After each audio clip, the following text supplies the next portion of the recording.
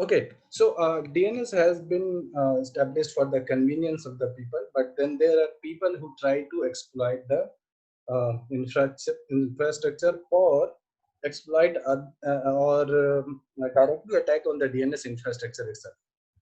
So in the last session, we have already seen so many attacks happening. So to counter those kind of attacks, we have some security measures. Now, it is important to know that this is not an exhaustive security which will cover all the vulnerability or all the exploits of DNS, but to certain extent, it will manage to counter many attacks.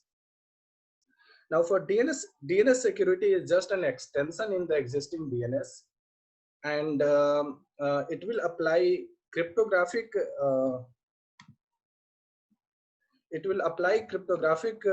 layer on the DNS record for authentication purpose. So there is a case that when a response is coming, so you want to know whether the response is authenticated or not, because just like in the cache poisoning, we saw that the response is coming from an injected record, not the actual response. So in those cases, you want to know whether the record has really originated from the authoritative DNS server and it is not altered in between. So for that, we apply cryptographic solutions. Now, to understand DNSSEC, we need to understand the concept of digital signature. So, are you all aware what is digital signature?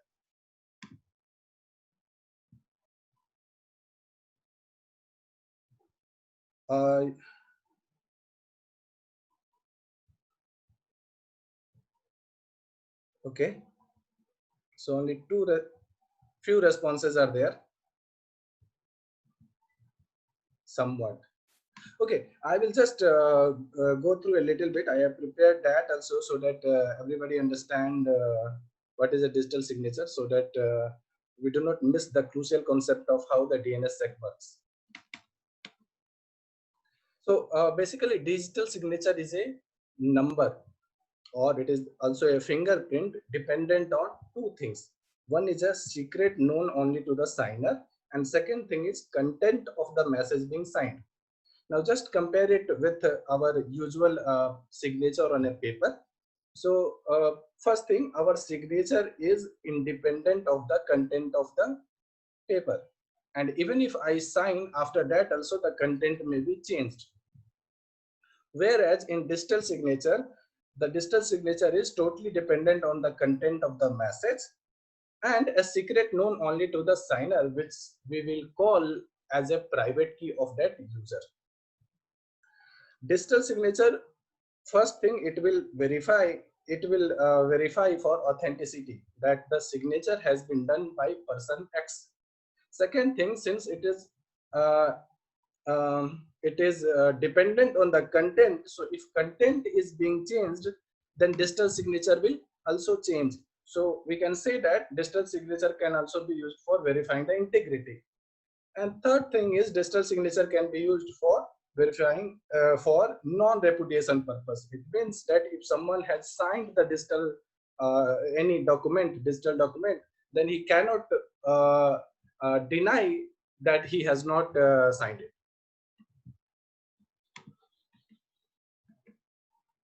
Now, to create a digital signature, there are two keys. One is a public key, one is a private key. Public key is known to everybody, but private key is only known to the owner. Now, to digitally sign a document, the signer has to use its private key. And to verify the sign, we have to use public key.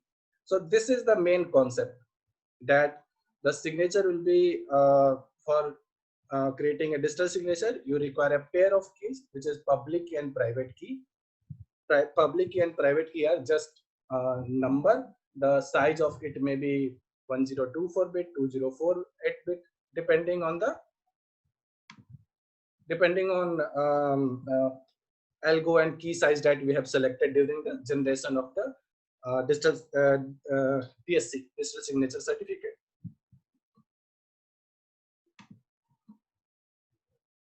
So a key pair may look like this. Now, in digital signature process, whatever message is there, first a hash will be created from that message. That is called a message digest. So first step is creating a message digest using hash function. I won't go into detail of hash function.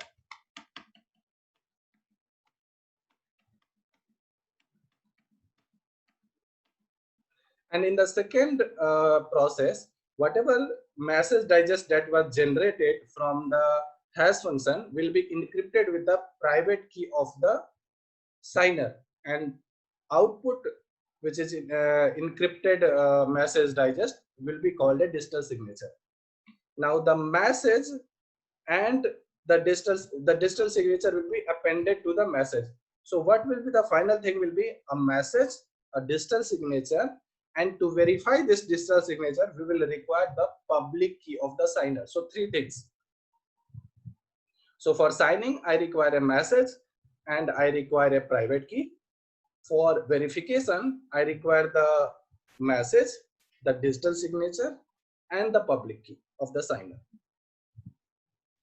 Now to verify, first the digital signature is decrypted using the public key, and parallelly the message is hashed and a message digest is created. If both message digest are same, it means the digital signature is verified, and it also means that the message is unaltered. Message has not been changed during the transit. Okay, so this is what digital signature is. So what was the takeaway? So for digital signature, we require two key pair, public key and one private key. Both are just numbers.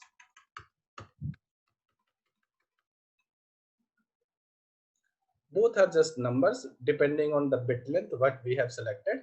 Now for signing, we use the private key on the message, whereas for verification, we use the message, the digital signature, and the public key of the signer to verify whether the signature is valid or not. So that was the concept of digital signature. I did not go into depth of that. If you require more information, you can visit our YouTube channel, PKI India, where we have lots of video demonstrating the digital signature process, as well as in various applications, in PDF, in Word document, in emails. So you can follow our channel, have a look at the videos. We are also present on Facebook and Twitter. Okay, so let's back to DNSSEC.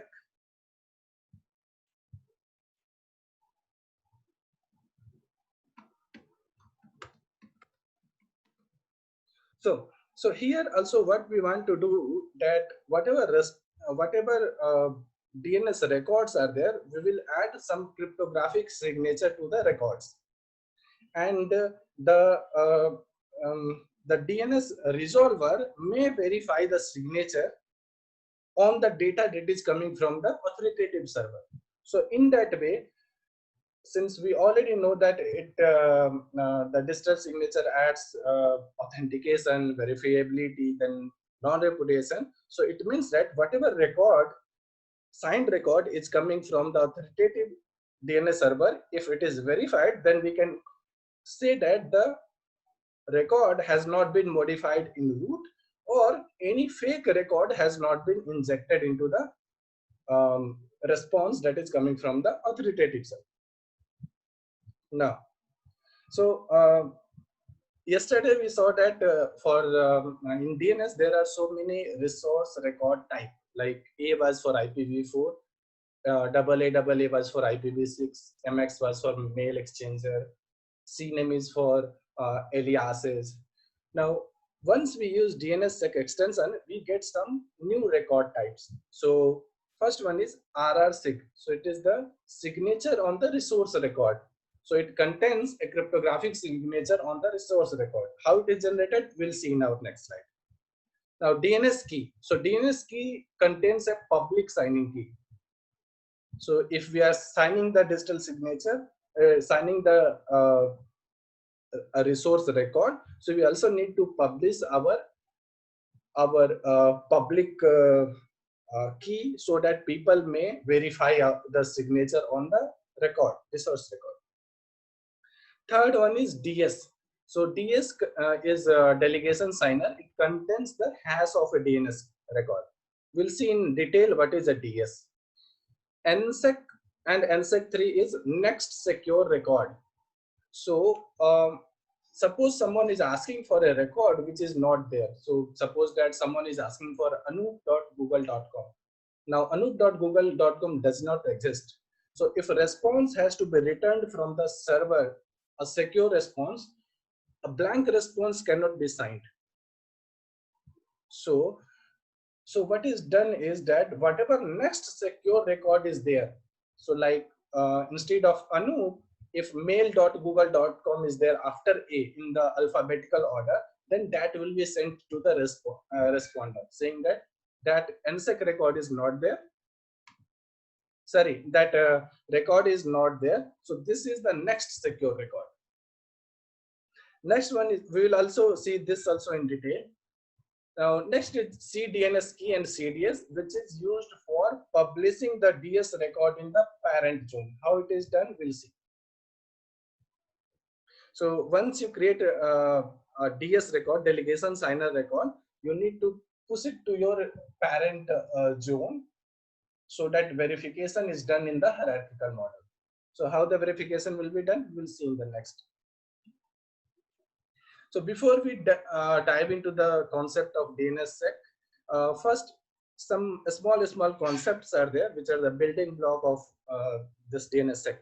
So first concept is RR set, resource record set. So it says that all the record with the same type on the same label, that is the important part.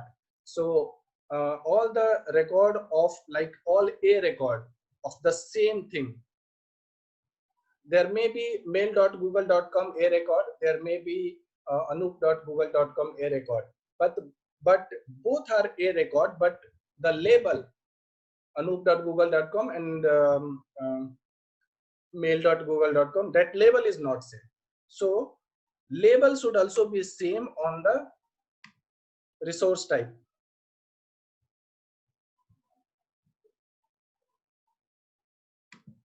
Okay.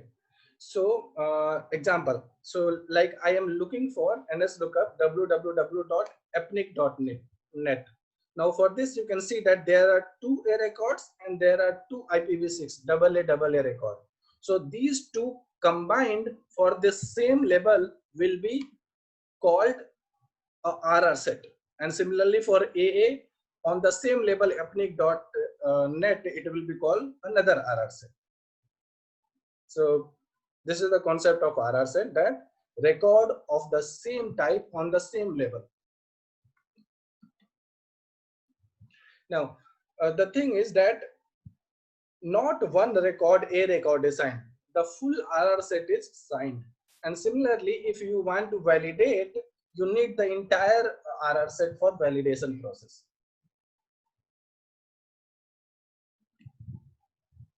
Now let us start with the signing process. So for signing process, we have a key which is called zone signing key. And zone signing key will be in the form of key pair, as we saw in the digital signature that there are two key pairs, which are, one is private key, one is public key. So private zone signing key will be used for signing the REST RR set, and public key will be used to verify the signature. So I have a RR set, I am using my public key, and I am getting a RR sig, means a signature on the resource record, which is secure. So I'll repeat again. So you know that signature can only be done on a RR set. There may be a single record in the RR set, but we will only use RR set, and then we will use the we will use the private ZSK for signing process, and it will generate a RR sig, which is signature on the resource record.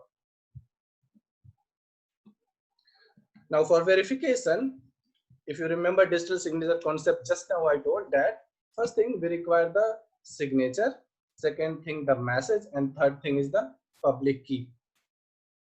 So here also, if someone wants to validate the response or the RR set, so he requires three things. One is the RR set itself, second one is the signed resource record, and third one is the public ZSK, because it was signed using private zone signing key. So for verification, we require the public zone signing key. So these three things will be required, and then we will get a verified RR set if the signature is valid. So we can say that zone signing key can validate records. But what if zone signing key is compromised? So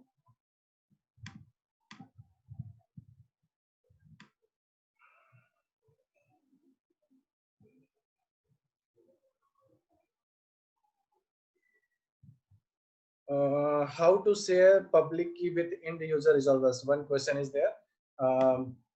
Just wait, you will know it. We'll go one by one. Everything will cover. In fact, I've already told that DS record is the digital delegation signer record, which will be used for publishing your public key. Okay, so there is an additional key which is known as key signing key. So zone signing key is used to sign the resource record, and key signing key is used for signing the zone signing key. So it is used for signing the public zone signing key, and it is stored as a DNS key. And public key signing key is stored in another DNS key record. Both public ZSK and KSK are signed using private key signing key. And resolvers can use public signing KSK key signing key to validate the public zone signing key. So you can see here, one DNS public ZSK is there and another public KSK is there. Both combined will make a RR set on the DNS key, and it will be signed using the private key signing key. You can see here private key signing key, and then we will generate a resource record signature on the RR set of this DNS key, which contains the public ZSK and public KSK.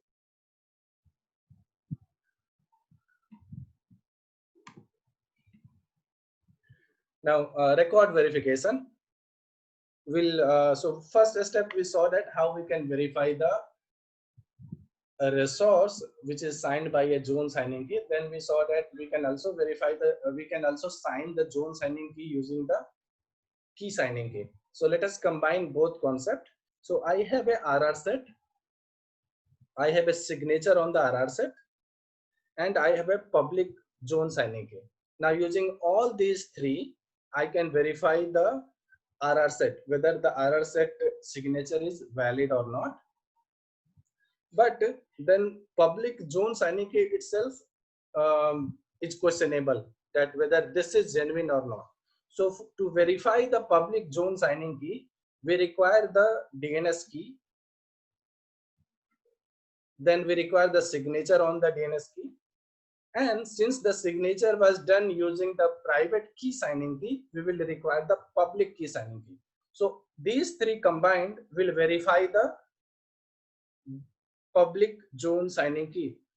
So once the public zone signing key has been verified, now we can verify the signature on the resource record, and we can say that okay, now the resource record is verified. Okay, let's take one step more back. So we want to verify a resource record set, and then for that we require the signature on the resource record set, and we also require the zone signing key, public zone signing key, because we sign the record using private zone signing key. Now public zone signing key itself may be questionable, so we will use key signing key to verify first zone signing key, and then use that verified zone signing key to verify the resource record. So to verify the public zone signing key, we require the RR set of DNS key, and then RR sig on this DNS key, and then public key signing key, because we sign the DNS key using the private key signing key. So all three combined will give a verified public zone signing key. And once the public zone signing key has been verified, that public zone signing can be used to verify the RRC. So this is how it works. Now, you know that DNS is in hierarchical mode. Yesterday we checked that there is a root server, then there are TLDs, top level domain, and then after that there are STLD.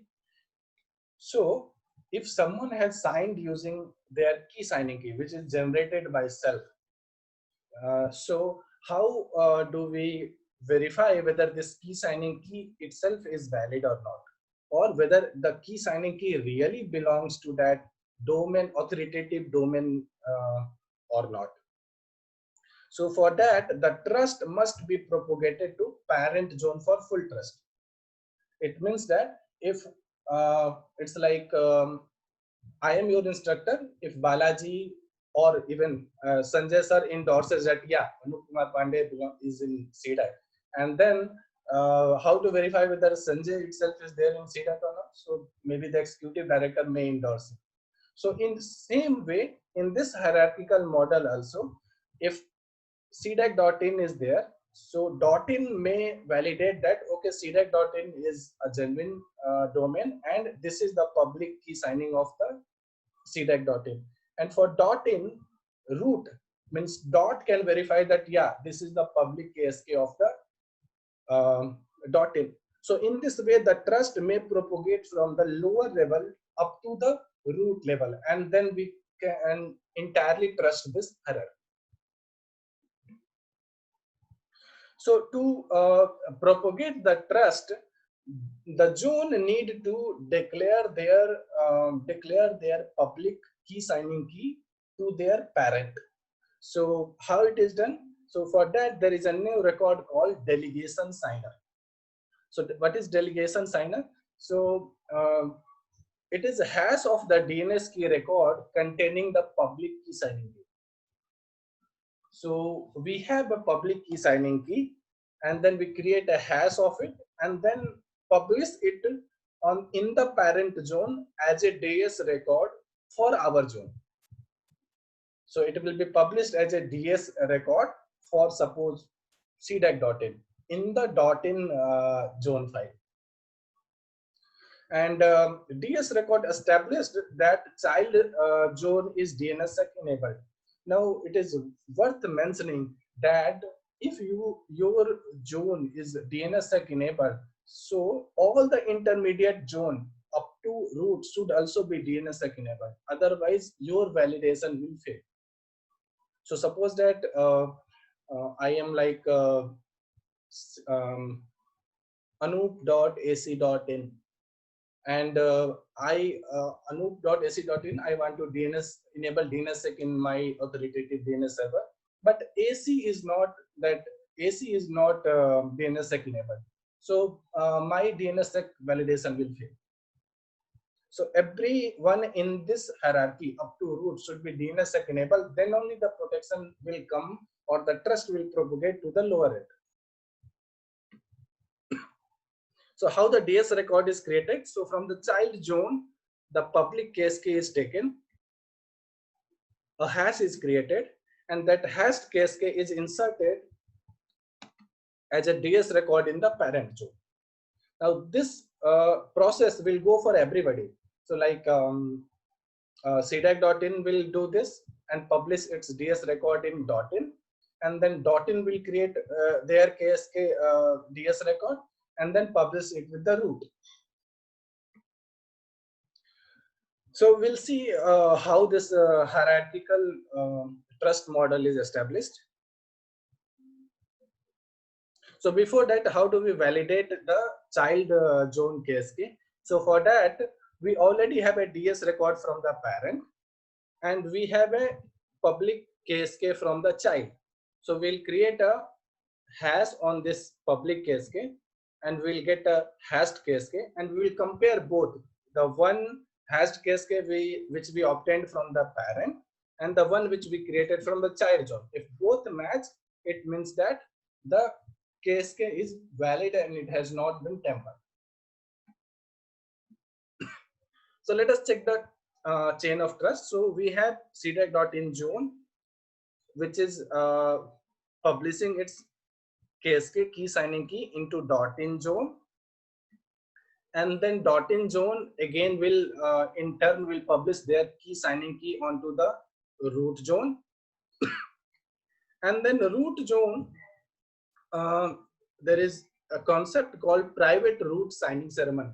So what is private root signing ceremony? So in private root signing ceremony, many individuals from the world, they together come and sign the root key in a very public and audited way. And after the signing, one RRC is created, and that RRC can be used to verify the public key signing key of the root zone. So, so using that root signing key ceremony, the RRC is generated, which we have to trust. So in this way, the trust will be established from the child zone up to the root zone. So on the other hand, we can see the reverse process, because yesterday we checked that first the request goes to root, and then from root it will go to .in, then from .in it will go to the name server of CDAC.in, and in the name server of CDAC.in we may find the entry for www.cdac.in. So it goes from the root to the STLD. So we'll check the same validation in that way. So there is a root where we send the query for www.cdac.in. So it will give me RRset signature, DS for .in, DS signature, and referral for .in. That I don't have this record, but go to .in. So it will decrypt the RRset signature using the key signing key public, and DS signature decrypted using zone signing key. Once DS for .in is verified, the request will go to now .in. .in again will send a set of RRset signature, DS for CDAC.in, and then DS, the signature on the DS, and referral for CDAC.in. Once it comes, again it will be verified whether the DS is fine or not, and whether the RRset signature is valid or not. If both are okay, then final request will go to www.cdac.in to the name server of cdac.in. Again, it will return the same thing, and RRset signature is decrypted using key signing key public, DS for cdac.in, and hash for KSK public are compared if okay, and if it is valid, then we'll accept the will decrypt the signature on a record of the www.cdac.in using the zone signing key of cdac.in, and finally we'll get our response. So this is the process from top to bottom. So from root to the STLD cdac.in. Now, one thing we saw that NSEC record. So if there is any non-existent domain, then we cannot send an empty answer. So if we are sending an empty answer, then how will we sign it? Because DNSSEC means the response should be signed, then only it can be verified. So what to sign? So NSEC record gives explicit authenticated denial of existence of a record, that this record doesn't exist, and it will be signed and authenticated. So NSEC record, what it says, next secure record. So if in the present domain any subdomain is not there, so in the alphabetical order, whatever next record is there, it will be returned using the NSEC record. So suppose that we have auth, drive, mail, and www, and someone is asking for SMTP. Now, if someone is asking for SMTP, it does not exist. But if we see in the alphabetical order, after S, what is there? www. So www record will be returned to the whoever is querying, the querier. And in that way, the record can be verified. But then what is the problem? So the problem is that in this way, anyone can know what are the subdomains. So he will just put some random requests, and the NSEC record will return the next record. Like when I entered SMTP, it returned www. If I entered something bad, it will return me drive. If I enter elephant, it will return me mail. So in that way, I will be able to enumerate all the subdomains that are there into that domain. Now someone will say that, okay, so what? So what? That some of the subdomains usually people want to keep it secret. So like maybe authentication.google.com or authentication.crec.in. Maybe it is not for everybody. It is only for internal users of CREC who know the URL. So in that way, it is not secure. So then the next version, NSEC3 record, came into picture. So what does it do is that it works the same way. Only thing is the record names are now cryptographically hashed. So even if it is in the same order, the next cryptographically hashed record will go. And since it is hashed, nobody will know that what will be the next record in the actual name, not in the cryptographic hashed record, but in the actual name. So that is NSEC or NSEC3 record. Okay, so we'll summarize and then we'll go to the demonstration. So DNSSEC guarantees authenticity of DNS answer origin since it is signed using the private key of the that June administrator. So it means that it has origin. If we are able to verify the signature, it means the authenticity of the answer is there. And then we can also verify the integrity, that the response has not been tampered in between, because if it will be tampered, then the signature won't be verified. And then we also have authenticity of denial of existence. So if a record does not exist and we have to sign, so we can use NSEC3. So it signs the DNSSEC replies, and it uses public key cryptography to sign responses. And typically we use trust anchors entries in the voice to bootstrap the process. So trust anchors are just keys.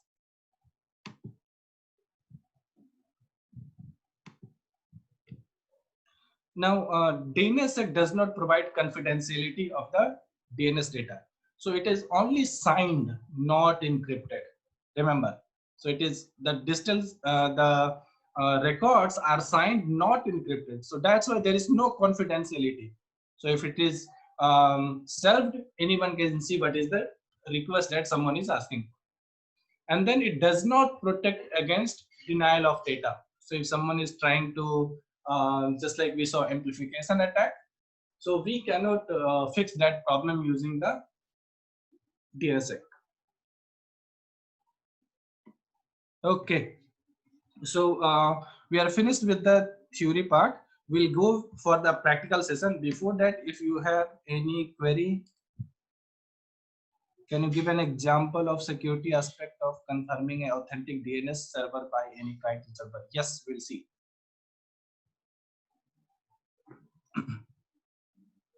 So in the practical part, we'll see that.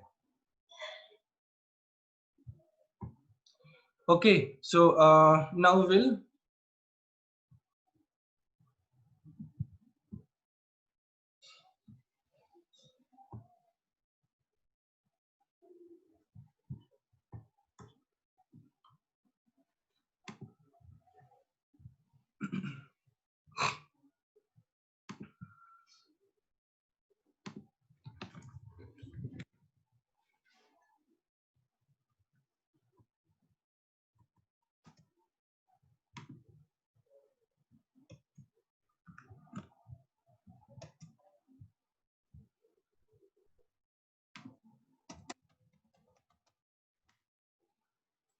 Now, in this demonstration of DNSSEC, I will install this bind, and then I will just quickly show how the DNSSEC can be implemented.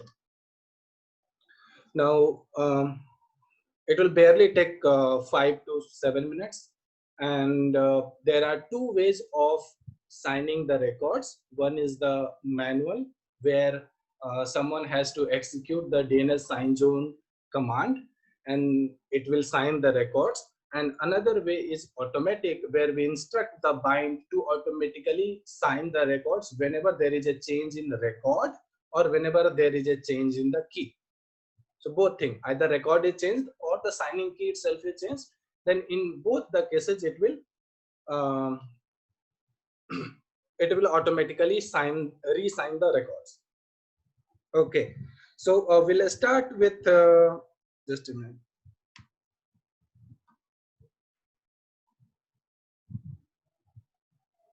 Okay, is this Ubuntu command prompt is visible to everybody?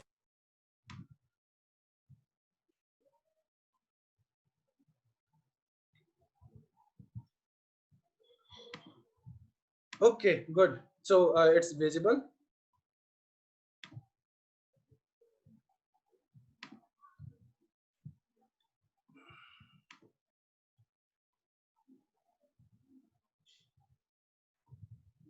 So first step to install is apt install bind 9, the latest version, and bind 9 utilities. So utilities, it will include RNDC, DNSSEC, everything.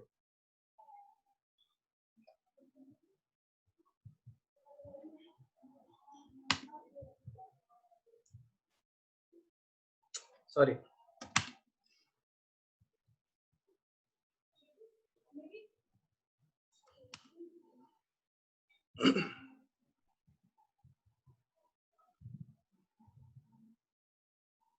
Now remember the steps for configuring bind for DNSSEC, either automatic or manual, both all are same. So it's not that on CentOS you will require another command, or here you will require another command. So all the steps, all the configuration, all the commands for DNSSEC, even bind will be same.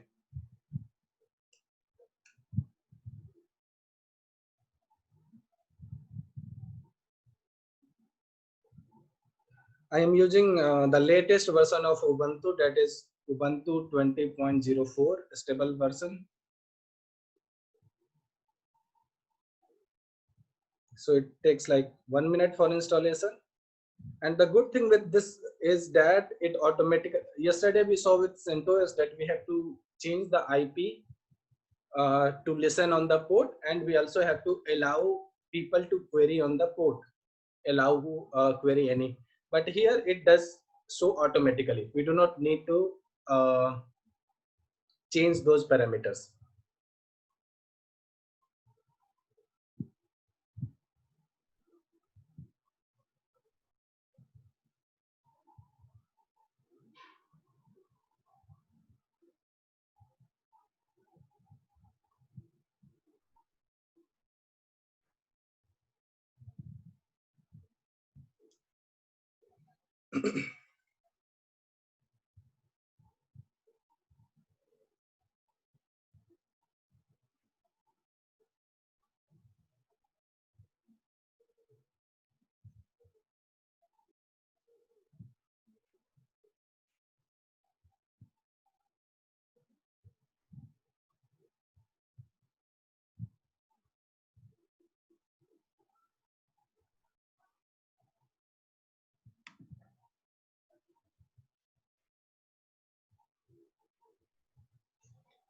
Okay, so installation is completed.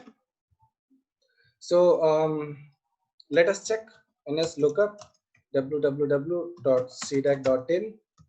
and then I will specify the server as localhost because I'm working on this system itself. And you can see that localhost has given me the non-authoritative service answer because we are not the authorized server. Okay, so you can see that my named my named is running, means my domain name server is running, and it is returning me the response of any. So second thing is DNSSEC enable on the recursive resolver. Now by default the DNSSEC will be enabled and DNSSEC validation will also be done. If you want to check, let's do it. Dig at the rate localhost. Suppose we want to check for www.nixie.in, and there is a DNSSEC. We will use plus DNSSEC to fetch the DNSSEC record plus multi-line just to look it for a better look.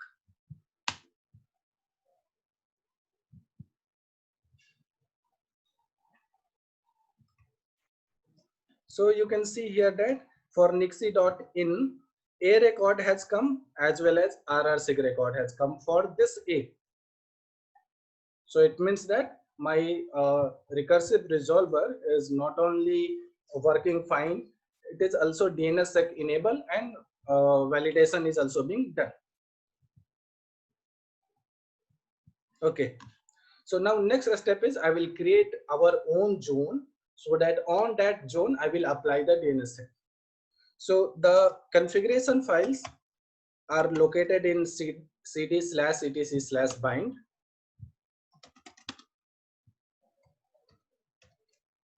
If I show you ls, so there are named.conf, name.conf.default zone, name.conf.local, and name.conf.options. So basically in CentOS there was one single file where all the configurations, options, zone, everything was declared. Here they have separated it, that options are in one file, default zones are in another. In the local file you can create your local zone for which you are the authoritative server. So if I have to create a new zone, I will simply go name nano named dot conf dot local. Now here I will add a new zone, zone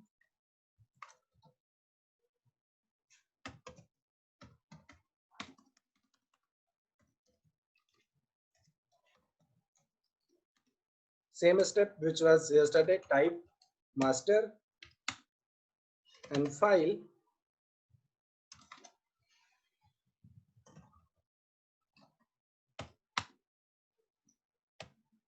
Done. So I started with zone Anoop.in. I am creating the new zone as Anoop.in, and this is the internet class. Type will be master, it's a master, and the file is Anoop. Now the question is where this file should be created. So in Ubuntu, just let me get out of this and show you the options.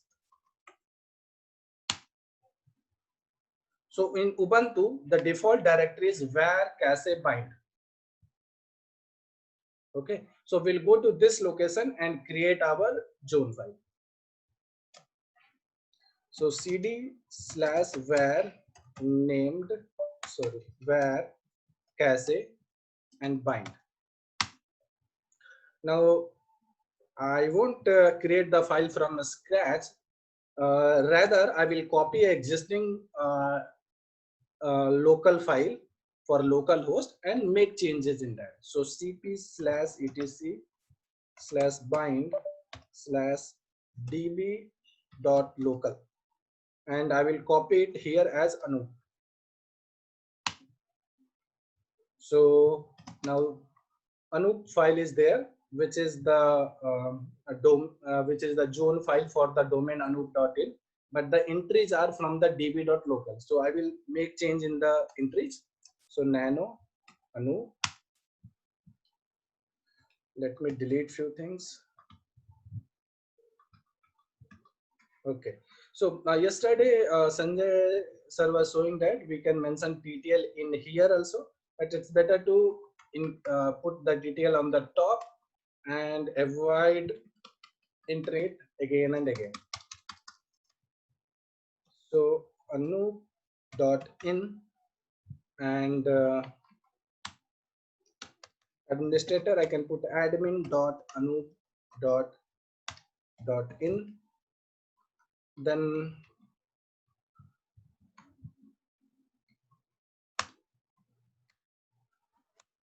now for this domain, I am saying that the name server is either I can put some name or I will say @. It means that self is the name server. And the IP of this system 192.168.238.128. The IP of the VM. A record, I can put any A record. And then I can create a new record. Suppose I add email in A record and some IP 10.0.0.1. Or I put drive. So like drive.google.com, I will create my own drive, drive.anoop.in A, and some IP 4.5.6.7. So this is my zone file.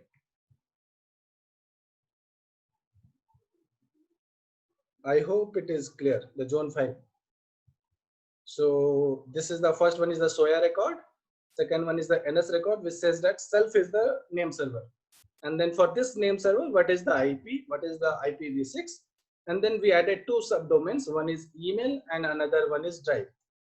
Save it, quit. And then change owner bind : bind to Anoop.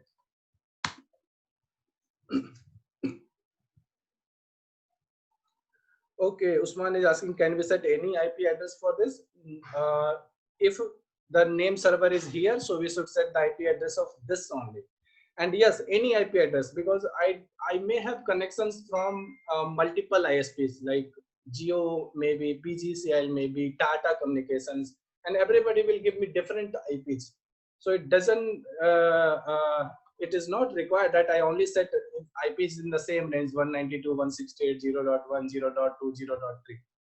It may be in any class for different subdomain.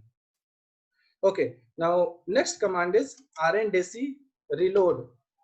So what is RNDC? So RNDC is an utility, remote name daemon control. So RNDC is a utility which is used to control named server. So instead of going to named server and checking configuration, zone, starting their service, we will use RNDC for controlling the named server. So I will use RNDC reload, which will reload the zone file.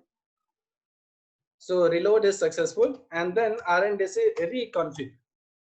So it will check the configuration file of the named server. So in that way, if I have added a zone, that will also be reflected. Done, both are successful. If you have any doubt whether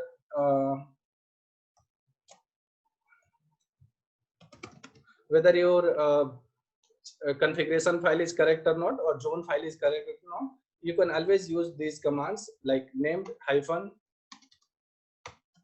-check conf, which will check the configuration file. If there is no error, means it is fine. And second one is named -check zone, and then the name of the zone, like in our case it is anoop.in, and then the file where zone details are there. And you can see that zone anoop.in is loaded with serial number 2 and OK. It means not only my configuration file is correct, my zone file is also correct. But another way is we can check whether NS lookup is returning the desired result or not. So NS lookup drive.anoop.in, which I created,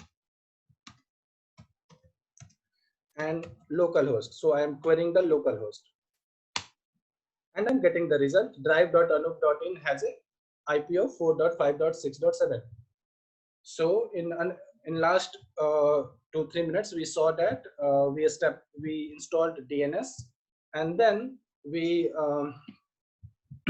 so we installed DNS, and then we configured default recursive server, which is by default installed, and then we created a zone anoop.in, added some entries, and checked whether the zone is successfully loaded or not. Now next or final step is DNSSEC. Now for DNSSEC, we need keys. zone signing key, and key signing key. So for generating those keys, first I will create one directory. So mkdir keys. I will go to these directories and create the keys. Now for creating the keys, the command is DNSSEC.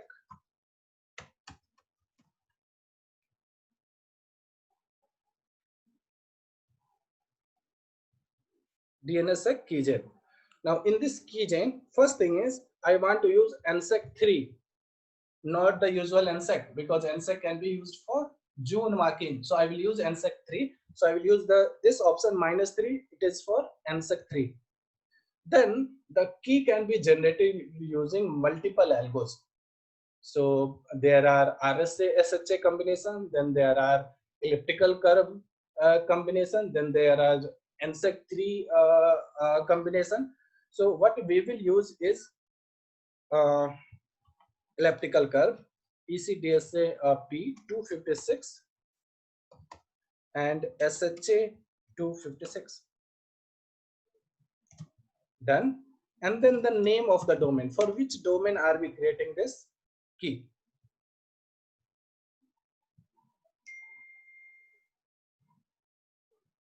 Is it fine? So it will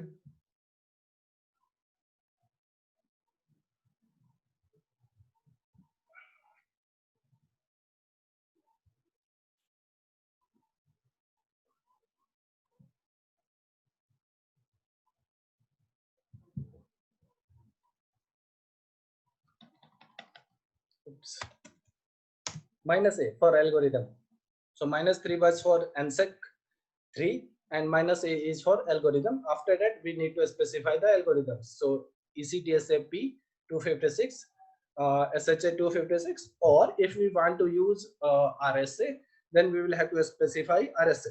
So RSA SHA 256. But in that case, in case of RSA, we also need to specify the key length, which will be denoted using -B bit, and then whatever bit you want, 1024 or 204 for it. So it generated the key pair, but this key pair is for zone signing key. Now I want to create a key signing key. For key signing key, here itself I will add -F KSK. So this is for the key signing key. Done. So my both keys are created. One for zone signing key and one for key signing key. Now let us get out of this. And since I'm logged in using root user and the keys have been generated using root user, I will first change the ownership to bind. So bind to keys. Done. So my keys are created, but named named or bind doesn't know that I have to use this key.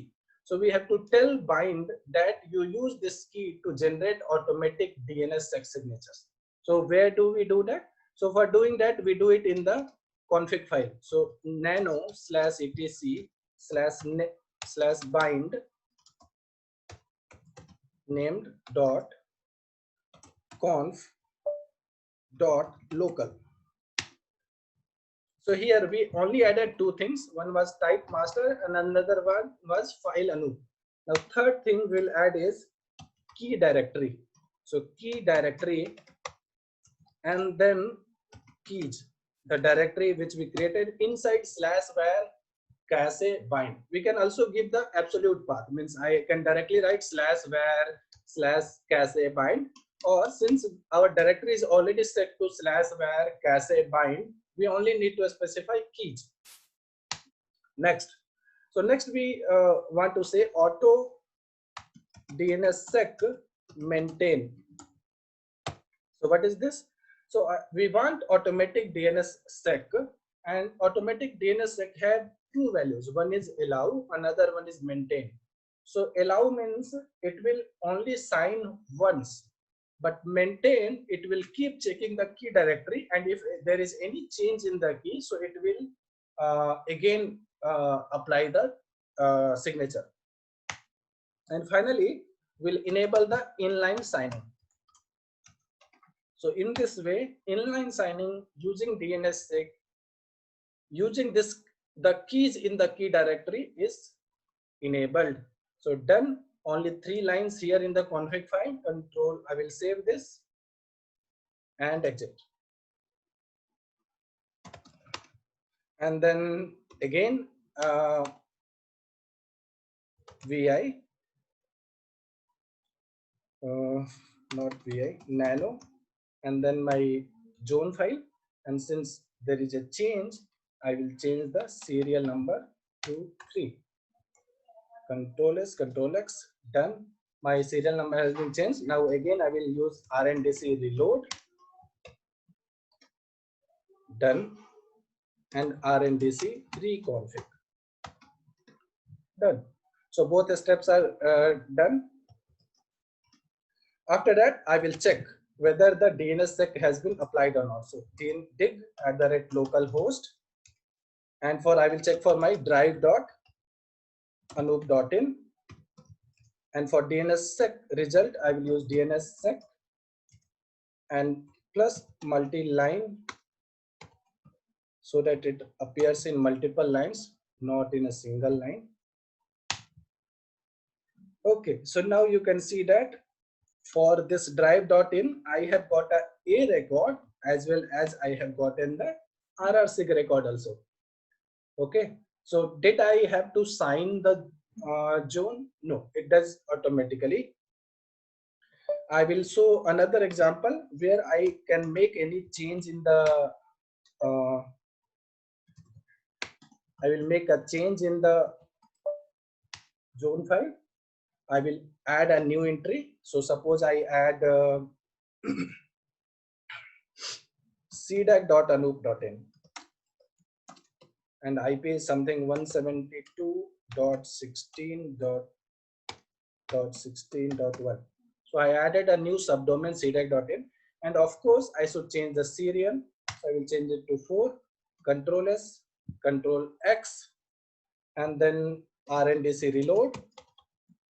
It will reload the zone. RNDC reconfig, and then finally I will run the dig command, not for drive.in because drive.in was already there, so RRC will be there, but for the new one. So it is cdac.anoop.in. So it should return me the DNSSEC result for cdac.anoop.in, and you can see that yes, I have received for the newer one also. cdac.in, I have got the A record as well as the RRC. So this is the automatic DNSSEC implementation in BIND. So that's all for this DNSSEC automatic. If you have more queries, you can put it to balaji@cdac.in and we'll respond to that. Or even you can write to sanjay@cdac.in and we'll respond to that.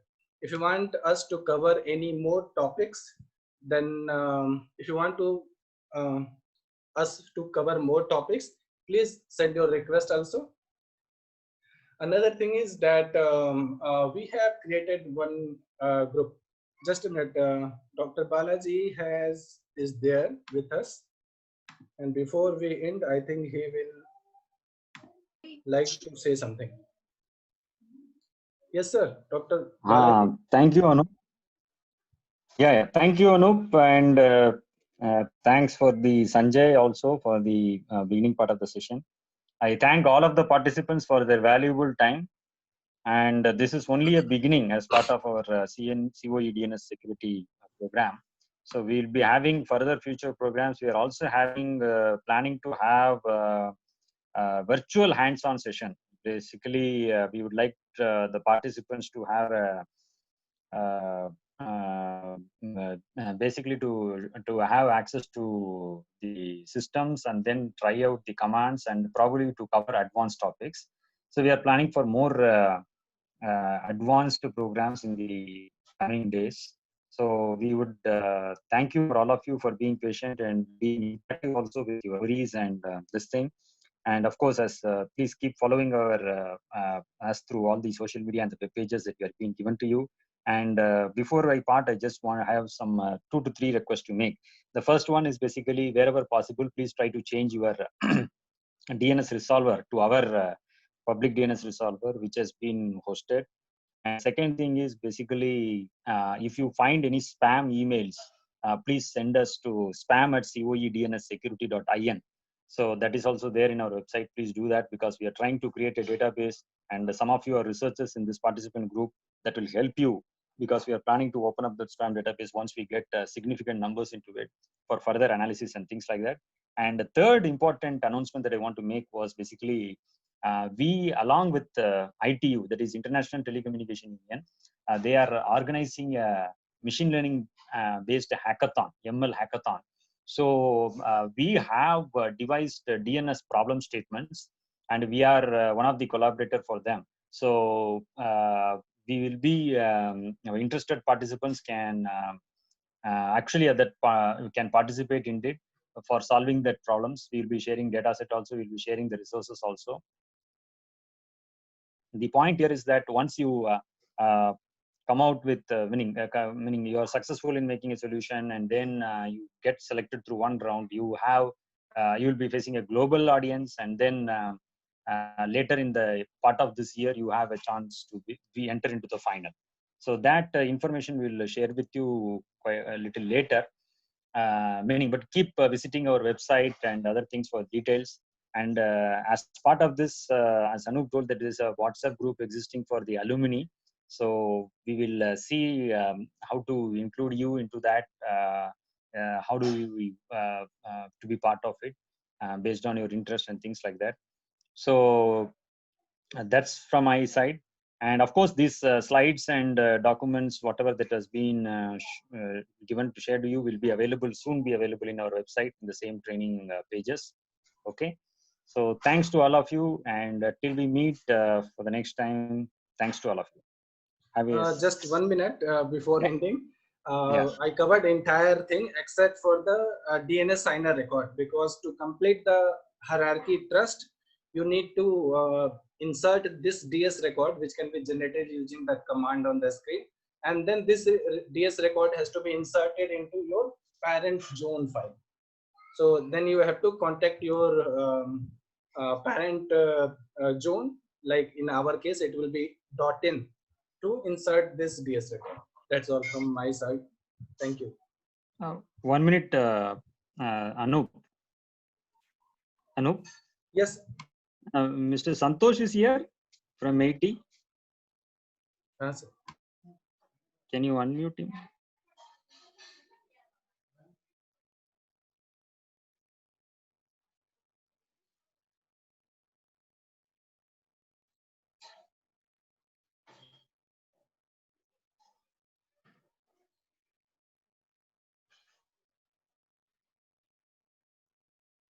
Anoop? Hello? Yes, sir. Can you check with Mr. Santosh? He's from 80. Can you unmute him?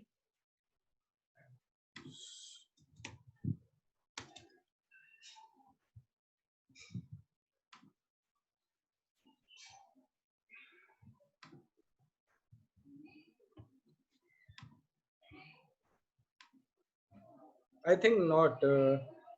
Okay. Usually, Santosh sir will write SANTHOSH. Okay. So the Fine name then. is different. Anyway, so thanks to all of you, and please feel free to get in touch with us. We are ready to help you and see how we can take this this center forward.